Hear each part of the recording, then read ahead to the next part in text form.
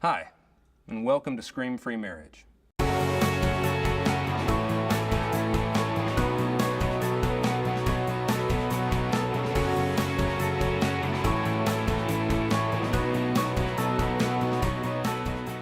I'm Hal Runkle.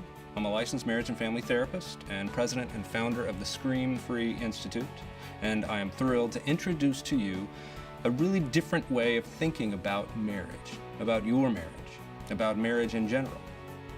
You may be watching this for a number of reasons. One, you may be incredibly happily married and you want to stay that way, so you're always looking at new materials to help you do just that. You may be on the road towards marriage and you want to get off on the right foot.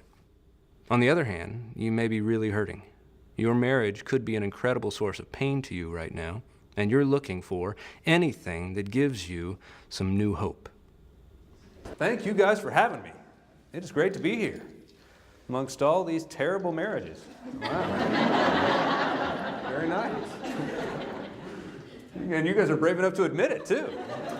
I mean, that is what you did. I mean, you came to a seminar called Scream-Free Marriage, you know? You're kind of openly admitting, yes, we struggle with this thing. We scream at each other. You know, there are a lot of different ways to scream. You're going to hear that message kind of over and over tonight. We're not just talking about screaming out loud at each other, although that certainly does occur. When we say scream, we're talking about something bigger than that. We're talking about any type of emotional reactivity that's allowing the heat of the moment to get the best of you, so that you are no longer responding out of your principles, you're just reacting out of your fears, out of your anxieties. And what we have really come to believe, the reason why we take all of this so seriously is because we've come to believe that any form of screaming, whether it is screaming out loud, or, which I think can actually in marriage be more painful, the silent treatment for 3 days, right? Just another form of screaming. But any type of reactivity like that, you know what, it's amazing. It doesn't just make things worse. It actually creates the very outcomes we were hoping to avoid in the first place. That's why we put so much emphasis on it.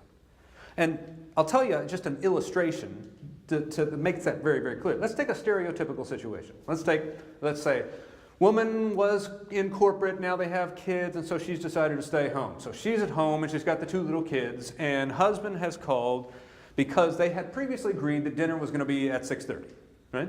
So dinner's at 6:30. So husband calls and says what? Gonna be a little bit late. All right, so what time you get? You know what? I think 6:50. You know, maybe 7 at the latest. I think that'll work. Okay, I can try and keep the dinner warm and the kids at bay and the white picket fence painted and all that stuff. Right? This perfect home life. Except what happens at 7 o'clock? He ain't there. Right? Doesn't show up. So 7:10, 7:15, he calls. Hey, babe, I'm so sorry. The boss, she wanted this last question. I'm now out the door, whatever. Right? Okay, what time? 7:30. Right? What happens at 7:30? Not there. So 8 o'clock comes around, and he finally does walk in. And what does she do? She freaks out, right? She lays into him. Now, understandably, right? He has made promises, several promises, that he has yet not been able to keep. So it's understandable that she has a lot of anger towards him, and she lays into him. Now, is it okay for her to have all those feelings? Of course. But what happens if she doesn't manage those feelings and instead she just reacts to those feelings by letting him have it? Is that actually going to increase the chances that he'll want to come home early the next night? No, because why would I want to rush home to that? Huh? And the feelings she has are totally legitimate, but what she does with those feelings will determine the course of their relationship. And when she decides to just lay into him, that's what we call screaming. Now, I want to contrast that with something that would be more of a scream-free response. And it's something my wife would do. You're going to hear me brag about my wife a lot because she does this scream-free thing, sometimes unfortunately, very, very well. And so in my house, if I came home, right, at 8 o'clock, dinner was over a long time ago. We'd said we were going to have dinner at 6:30. That's when dinner occurred. Dinner's over. So depending on how hungry my 13-year-old son was that night, I might have some food left over. Right? Probably not. And she would come up to me, And I would walk in, and she would most likely come up to me and kiss me on the cheek and say, "It's great to see you," and then turn around and walk away. And then the next day, I would probably be approached by her in some fashion, say, "You know what, I love you, and I love us, and that's why I need to tell you that when you say you're going to be home at a certain time, and then you don't follow through on that, it just makes it harder for me to respect you." And then she'll turn around and walk away. She won't be telling me to do anything differently, because you know what? She's not my mother. But she is my wife, and she would represent how she feels about my actions. That's a little glimpse of what it means to be scream-free. It's not about not having feelings. It's not about not having conflict. But it is about learning to manage that conflict so that you can actually begin to create the relationship you want most. And that's why you're here, right? You want this relationship that matters the most to you. You want it to be the type of relationship you've always wanted, the type of connection you've always wanted. We believe that Scream-Free Marriage can help you do just that.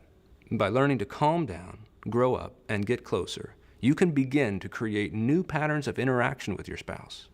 Patterns that leave you feeling hopeful, that leave you feeling peaceful, that actually leave you with a stronger connection with your spouse, one that you've always craved. Because what we want most is authentic connection. That type of connection with another person where it doesn't even require communication, right? That you have that connection with another being where you have an exclusive relationship with that one person, and that one person knows more about you than anybody else. And you want to share more of you with that one person. That's what marriage has always been. That's what we've always wanted, is that one-on-one connection, that exclusivity. What we want is to be chosen by one person, the one person that we ourselves have chosen. And that's what marriage promises. But marriage also carries with it, because of those promises, incredible risks. Think about it. Can anyone touch you like the one you have exposed yourself the most to? Of course not. But can anyone hurt you like the one you've most exposed yourself to? Yeah. See, that's what we want, is all the rewards of that connection without having to go through the risks of that connection, because those risks are scary and they are anxiety producing, and we, again, are losing our ability to deal with those anxieties. Scream-Free is asking people to take a step back and look at what does it take to manage the natural anxieties of marriage that are going to come up. Because I absolutely will not lie to you. This is not anxiety-free marriage. Right? You will be anxiety-free about your marriage when you're dead. But this is a course in learning how to manage your anxiety so that you can actually begin to represent yourself in an authentic way, even when you don't know how your spouse is going to respond. But you do it because at the very end you want your spouse to know you.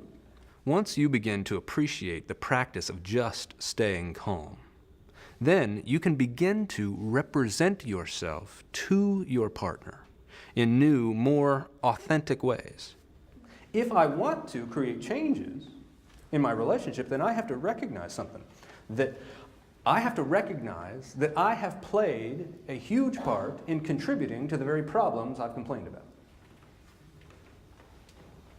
And if you're willing actually to look at yourself and actually examine what role have I played in contributing to the very problems I complain about, then you're ready to actually make changes in your relationship. I'll tell you a story. My wife and I got in this pattern, and it was every Sunday morning. This was back several years ago when I was in graduate school. We had 2 small kids. I was working 2 jobs.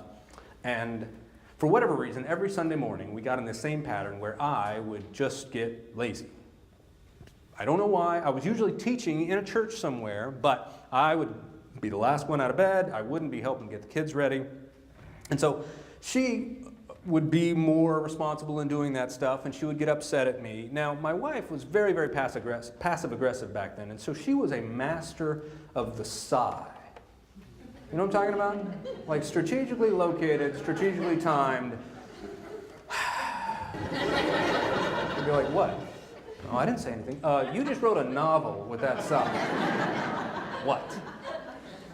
Like, well, thought you might want to help a little get the kids ready. You certainly were interested in helping to create these kids, right? Thought you might want to help just a little. Okay. And so I would stall and make these promises, and then she would nag, and then I would stall and she would nag. We'd be at each other's throats. What a wonderful way to go worship God. But this was every single Sunday morning, right? Until one Sunday, now I was in graduate school at the time, learning all about these relationship principles. We were talking about these things all the time. And obviously one Sunday morning, she was listening. Because I just noticed it was different. Now, I wasn't being different. I was still back in the old pattern where I was getting up lazy. Right now, this wasn't the pattern during the rest of the week. I was getting up at like 5 a.m. and studying before work and whatever. But Sunday mornings. But this Sunday morning, she wasn't paying attention to me at all. Right? She had music playing on the stereo. And I'm in the bathroom, right, going slow, whatever. I think I'm starting to shave or something. And she knocks on the door. And this was very different. It was very respectful. Right? She knocks on the door. Yes. Can I come in? Oh, sure. She poked her head in, and she was just very warm and almost inviting. It was not a hint of sarcasm or threat or anything. She just poked her head in and said, hey, kids and I are leaving for church in 10 minutes, and we would love for you to join us. Closes the door. Now, bear in mind, we only had one car. So I'm wondering, is she calling a bluff, right? Or should I call? Is she bluffing? Is she really going to do this? What's going on? But by the time I'm trying to figure this out, I'm still caught in this same old pattern. I get distracted. I open the door, and she hasn't said another word, but I see out the front door, there she goes. 2 kids in tow. Man, she's serious. So thankfully I had pants on, right? Shirt's unbuttoned, got shoes in one hand. I'm running down. By the time she's at the end of the driveway, by the time I get out there. Now thankfully she stopped, let me get in the car, right? We're not talking. The kids certainly aren't saying a word, right? We grab a shirt, and through enough kind of nonverbal cues, we get the kids out, take them to their class, and then we're walking down to the class that I was teaching, actually. And all she did was reach down, grab my hand, and say, glad you could join us. That was it. Never said another word about it. And the pattern was over. Because what she did was she stopped her part of the pattern. She first calmed herself down.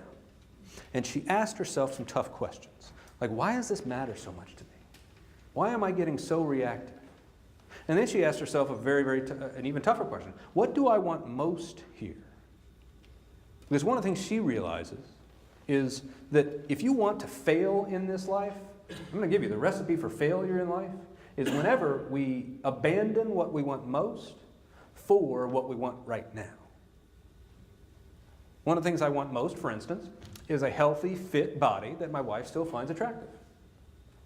One of the things I want right now is a whole box of Krispy Kreme donuts. And if I say yes to what I want now, I'm actually saying no to what I want most, right? Think about relationships. One of the things I want most is a wonderful relationship with my kids filled with mutual respect, right? Where they actually voluntarily seek me out as a guide in life. But so often, one of the things I want right now is for them to shut the heck up. And if I do whatever it takes to get them in the moment to shut the heck up, I may get that. But I've actually sacrificed a little bit of what I want most. So she was asking herself, what do I want most in this situation? What I want is to go to church. What I want is my kids to go to church. What I want is my husband to want to go to church. And I can't force that in any way. What I want is for him to want to help get the kids ready. And I cannot force that. What can I do? I can represent myself.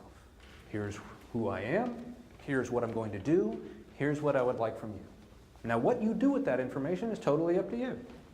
And I don't want to manipulate you or coerce you in any way because, again, what I want most is for you on your own to choose this.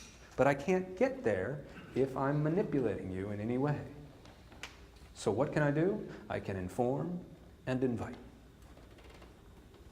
Anything beyond that in marriage will backfire. Inform and invite. This is who I am. This is what I want. This is what I'm doing. I would love for you to join me. By the way, if you've ever thought about actually going to marriage counseling, that is by far the most effective way of involving your spouse if they're going to be involved. If you want to go, find a marriage counselor, call that marriage counselor, set up an appointment, inform your spouse. I'm going because I want to be a better spouse. I would love for you to join me. And then go whether or not they do. Now, this is incredibly uncomfortable. But if you want to have a great marriage, you've got to get comfortable with being uncomfortable.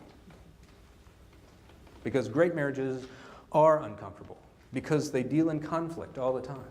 So we've been told, another one of those lies is that we're not supposed to have any conflict. Right? If we're one and always in agreement, then we never have conflict, right? Here's a great, great quote from General Patton, who said, look, if you and I are always in agreement, then one of us is unnecessary. One of the most overused and, we believe, misunderstood terms about relationships is intimacy. Now, often we use that term as just another word for sex, but intimacy can also refer to when one partner chooses to reveal him or herself to the other person, but not in a way that says, I want you. It could be in a way that says, you know what, I don't like you right now. Either way can be an intimate expression because it is a revelation of who you really are. Now, the tricky part is you don't know how your spouse is going to respond, but we cannot experience the incredible reward of connecting to one another without experiencing the risk of that possible rejection. Either way, it always begins with one partner choosing to risk revealing him or herself. That's why we say intimacy always begins with an I. You know what? Every study that's ever been done on who's having actually the highest quality sexual connection, it's couples in their 50s and 60s that have been married more than 20 plus years who have done enough work to get it to a place of security within each of themselves. To where they can just, you know what? Here I am. I know what I want. I want you. Right? And they know that, you know what? Great sex is not made by taut skin or limber, bodies. Great sex is created by confidence. Right? Vulnerable and secure at the same time. What we're talking about here is intimacy. Full intimacy. And intimacy always begins with an I. It's number 5 on your sheet. It always begins with an I.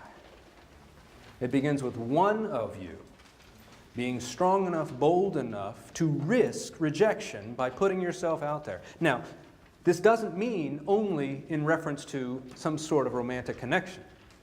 Intimacy occurs also when you are taking the risk, as my wife has done many times with me, you know what, I love you and I love us, and that's why I need to tell you, I don't like you right now. And I don't know why I don't like you. It could be me, but I know I don't want to go on any further pretending. That's a risk that she's taking to be intimate, because intimate is just saying, I want you to see more of me. I want you to see more of me. That's how intimacy begins. Intimacy occurs when that revelation becomes mutual. Right? Well, I want you to see more of me. And I'll tell you, it's amazing the power of just taking a risky, vulnerable, calm step in actually changing what could have been an escalation that you're very, very familiar with. I'll tell you, there is one 4-letter word that just simply does not get said enough in marriage. Ouch. You're in the midst of a discussion and that your partner says something especially hurtful, and what everything in you screams out to do is throw something back at them, and you know you can hurt them because you have intimate information about them that you could use against them, and instead of doing that, you choose to stand up and say something different. Ooh, ouch. That one hurt. I don't know if you were meaning to hurt me with that one, but you did. And maybe the other person goes, oh yeah, well you hurt me a lot too. Take another step closer, calm down, grow up, get closer. Yeah, I'm sure I have said many hurtful things to you, and I hate that I've done that, I'm sorry. Now the entire conversation is new, simply by the introduction of one vulnerable, intimate word. Ouch, you have the ability to hurt me, and you did. That's just as intimate as the most powerful sexual connection you've ever had, because you are seeing something inside each other's bones about who you really are. There's this great Indigo Girls lyric that says, "There's 1,000 things about me I want only you to know." That's this amazing description of intimacy. And sometimes that is very, very painful. Sometimes it is scary. Actually, you know what? More often than not, it's scary. But it's the only way to begin to eradicate old patterns and start new ones. Conflict turns into connection. When you're able to hold on to yourself and then represent that self to your partner without knowing how they're going to respond. Is that the scary part? Yes, but that's also the magic part. Remember when you were going to say "I love you" for the first time to your mate and you didn't know if you were going to get the "I love you" in return, and that was part of the excitement? Well, there's still that excitement that awaits you because you're constantly evolving as people and changing and revealing new things about yourself. And do you take the risk to reveal those things first to the person who matters most to you?